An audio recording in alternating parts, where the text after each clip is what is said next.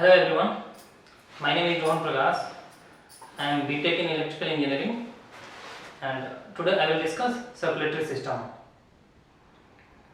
We know that inside our body food is transported to every cells and at the cell level energy is produced and after that some waste materials are again produced.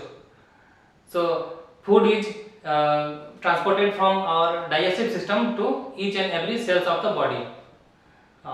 Oxygen is also required for production of energy, so it is also required to be transported to every cells, and the waste materials from the cells are transported to the point from where they can be excreted out of the body.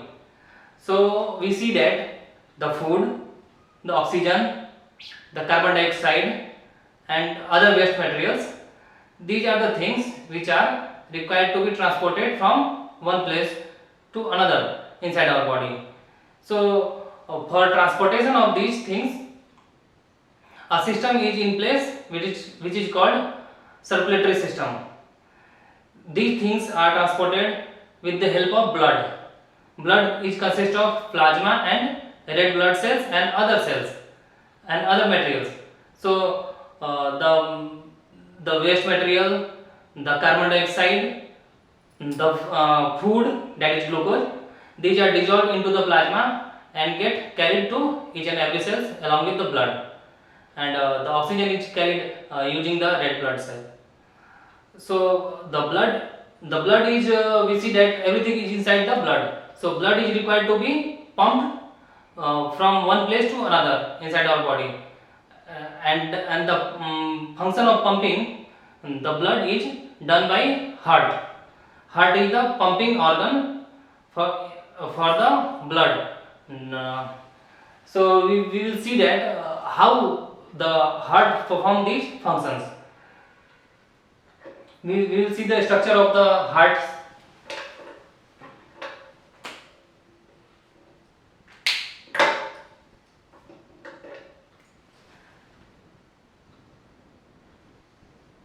Heart is divided into two parts, left and right.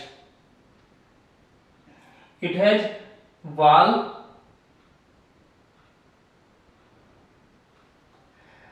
the central valve is called as septum, that is the valve that separates the left side and the right side.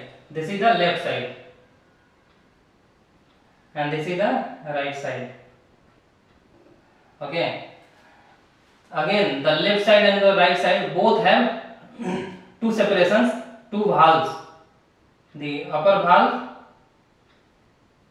and the lower valve. Similarly in the right side, the upper valve and the lower valve.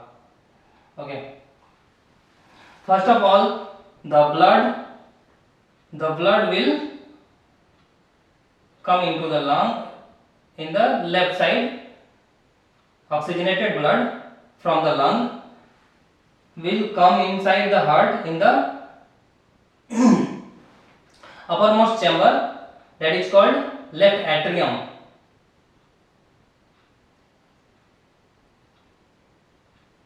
Left atrium.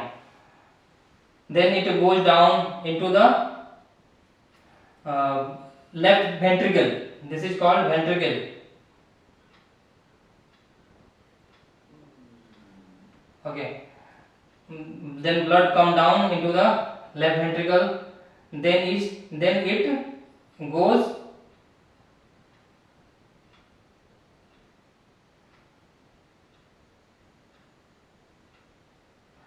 to the whole body. Okay, and then from body it come into the right side. Deoxygenated blood comes into the right side of the heart. Okay, this is called right ventricle, right atrium, sorry. Then it goes down, and from here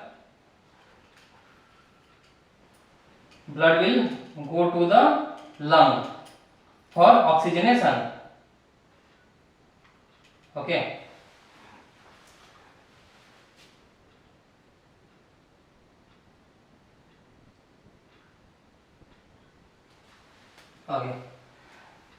we see, again I will show you. Oxygenated blood comes into the left atrium, where it expand and collect the blood, then it contract, and the lower chamber, the left ventricle expand it and it collect the blood. Then it goes to then the left ventricle contract and the oxygenated blood goes to the whole body. Okay, so pressure here, the pressure it will create here will be higher than this, because it has to go to the whole body. Okay, the pressure is required to be very high. Okay, then from moving all around the body, it come back to the heart. The deoxygenated blood come back to the heart on the right side, in the right atrium. Then from right atrium it goes down to right ventricle, and from the right ventricle the deoxygenated blood goes to the lung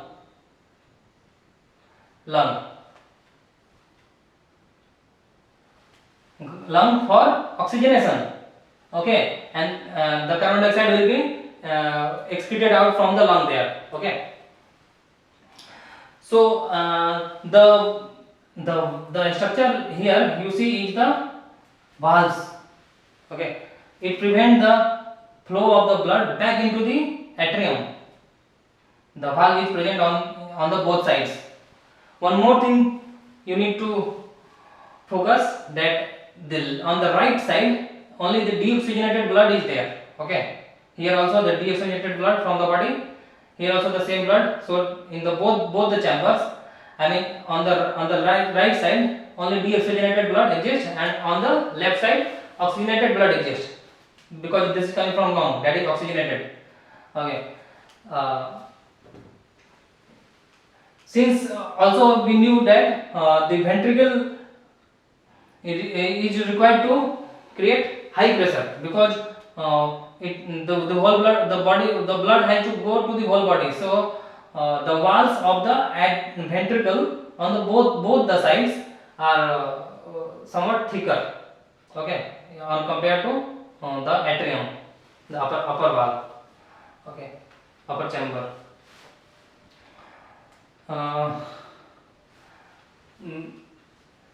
It means what? The heart has 4 chambers.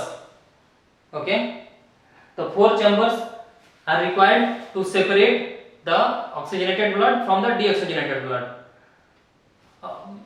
The deoxygenated blood is required to be separated from deoxygenated blood, because if carbon dioxide mixes with the oxygen, then the body will not produce enough energy, and it cannot maintain the temperature.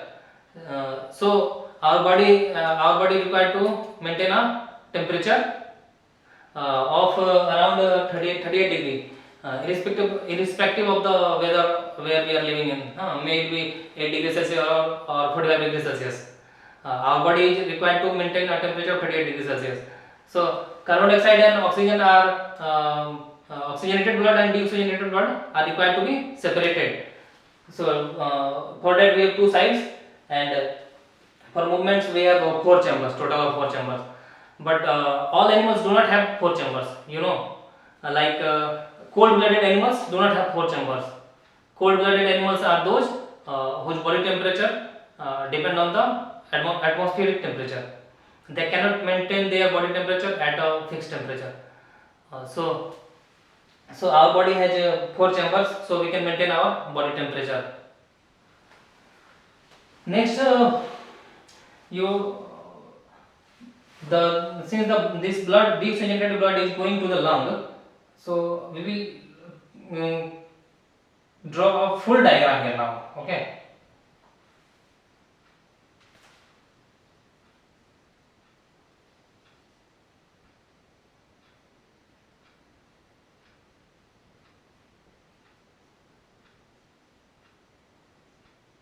These are the capillary system of the lung. I mean, this is the lung part. Okay. After coming from lung, the carbon dioxide gets collected into the lung and oxygen comes into the blood. Then the oxygenated blood comes to the heart for pumping all over the body. Okay. Similarly, from body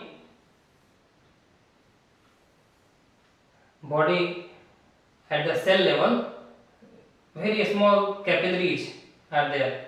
Suppose this is body, and these are the capillary system, very fine blood vessels. Okay, oxygenated blood coming from here, going into the body, and their energy production is going on, and it collects all the waste material that include carbon dioxide. So everything carbon dioxide, blood with carbon dioxide comes here, and it goes into the heart and then into the lung again for oxygenation. So we have a full picture of circulatory system here. You see, at the cells, at the tissue level, very fine blood vessels are there, that is known as capillaries, whose thickness is very fine thickness, from where oxygen and food materials can be carried inside the cell and from cells to inside the blood. Okay, I think that's end of the circulatory system. Okay, thank you.